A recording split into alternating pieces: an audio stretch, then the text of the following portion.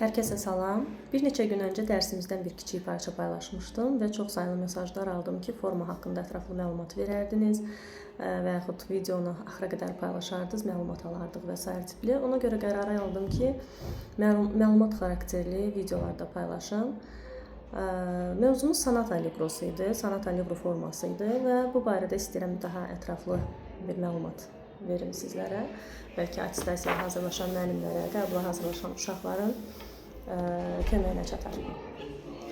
Belə ki, sanat allegro forması 3 hissəli mürəkkəb formadır. Demək olar ki, ən mükəmməl formalardan biri hesab olunur və adətən simfoniyanın, sanatanın, kvartetlərin birinci hissəsində istifadə olunan bir formadır.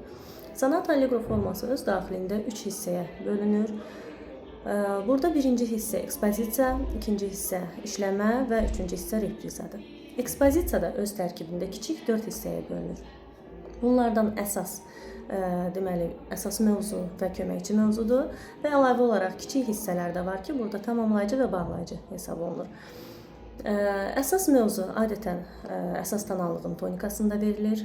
Tonika akordu ilə başlayır, tonika hissəsi ilə başlayır və s. belə deyə bilərik.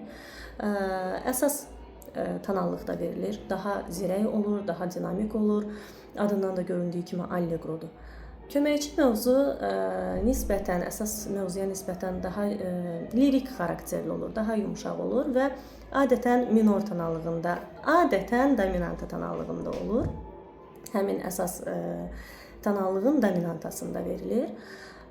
Burada bağlayıcı hissə nədir? Bağlayıcı hissə əsas hissə mövzu ilə köməkçi mövzunun arasında kiçik bir 3, 4, 5 xanəlik təxminən ola bilər, biraz az və ya çox da ola bilər, kiçik bir hissədir. Hansı ki, hissələr əsas partiya və köməkçi partiya arasında bir bağlayıcı rol oynayır. Daha sonra tamamlayıcı hissə var burada, hansı ki, əsas mövzu, bağlayıcı, köməkçi mövzu istifadə olunandan sonra sanki ekspozisiya hissəsini bağlamaq üçün istifadə olunur. Kiçik, yenə də kiçik bir formadır. Ekspozisiya mövzusu adətən dominanta akordu ilə bitir, tam kadansla bitmir. Daha sonra işləmə hissə gəlir. İşləmə hissəsində əsərin əsas və köməkçi parçasında istifadə olunan bütün mövzular ətraflı daha necə deyək, genişlənmiş formada da verilə bilər. Mövzuların motivlərindən istifadə olunaraq fərqli maraqlı keçidlərdən, modulyasiyalardan bəstəkar burada istifadə edir. Artıq burada həm əsas, həm köməkçi partiyanın mövzuları demək olar ki, bir-birinə qarışıq, təzadlı şəkildə istifadə olunur və əsərin ən dramatik yükü, demək olar ki, əsərin ən mükəmməl hissəsi məhz işləmə mövzusuna, işləmə hissəsinə düşür. Bir növ buna həm də əsərin kulminasiya hissəsi də deyə bilərik. Bütün dramaturji ağırlığı özündə cəmləyir. Bundan sonra artıq gəlir repriza hissəsi. Repriza əvvələ qayıdışdır. Bu eyni ilə olduğu kimi də qayıda bilər, biraz fərqli formalarda da qayıda bilər.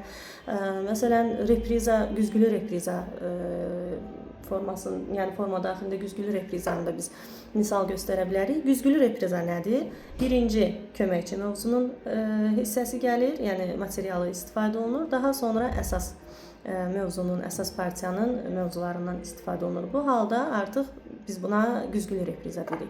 Amma normalda, yəni əsas tonallığa qayıdır. Ola bilər ki, minorda da verilə bilər, yəni biraz dəyişilmiş formalarda da verilə bilər, amma mövzunun, belə deyək, partiyaların, o mövzularından çox da kənara çıxmır. Tonallığını dəyişə bilər, müəyyən qədər hardasa kiçik dəyişikliklər verə bilər, amma mövzu tanınacaq şəkildə olur. Və demək olar ki, artıq əsəri bitirir, kodaya doğru yaxınlaşır və daha sakit, belə deyək, o dramaturji ağır hissədən sonra artıq əsəri sakitləşdirir, belə deyək, reprizanın hardasa sonluğuna doğru. Bundan da əlavə əsərdə giriş və koda hissədə ola bilər. Bu, ümumilikdə bütün sanata allegro formalarında olacaq deyə şərt deyil. Bəstəkarın istəyindən asılı olaraq istifadə edənlər də var, etməyənlər də var. Belə mən bir nümunə istəyərəm işləmək bugün. Mozartın fa major sonatasının təhlilini istəyərəm danışmaq. Növbəti videoda onu paylaşacağım. İzləmədə qalın.